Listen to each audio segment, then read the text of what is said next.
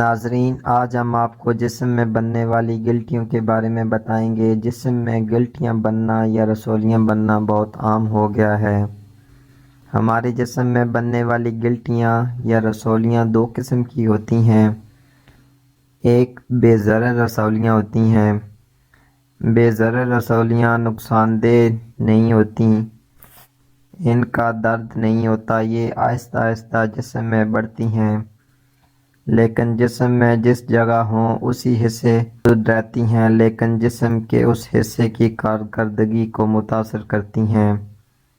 دوسری قسم خبیث رسولیاں ہیں۔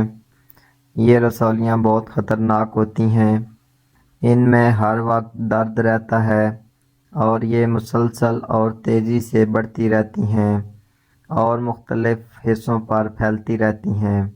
گلٹیاں یا رسولیاں بننے کی کئی وجوہات ہیں، مثلاً یہ وراثتی طور پر بھی ہو سکتی ہیں، یعنی اگر ماں باپ میں سے کسی کو ہوں تو بچوں کو بھی ہو سکتی ہیں۔ اس کے علاوہ چوٹ لگنے سے، گوشت کا بہت زیادہ استعمال کرنے سے، سگریٹ نسوار کے استعمال سے بھی ہو سکتی ہیں۔ اس کے علاوہ جسم میں انفیکشن موجود ہونے سے اور بھی کئی وجوہات ہیں جن سے رسولیاں اور گلٹی بنتی ہیں۔ چلتے ہیں نسخے کی طرف۔ آج ہم آپ کو چند ایسے مفید اور مجرب گھریلو نسخے بتائیں گے جن کے استعمال سے گلٹیاں ختم ہو جائیں گی۔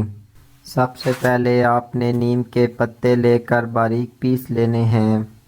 اب اس میں 1 چمچ زیتون کا تیل، 1 چمچ السی کے بیجوں کا تیل مکس کر کے پیسٹ بنا کر رکھ لینا ہے اور صبح و شام ان گلٹیوں پر لگانا ہے، اور اس کے ساتھ السی کے بیجوں کو باریک پیس کر رکھ لیں اور صبح و شام کھانے کے بعد آدھی چمچ تازہ پانی کے ہمراہ استعمال کریں۔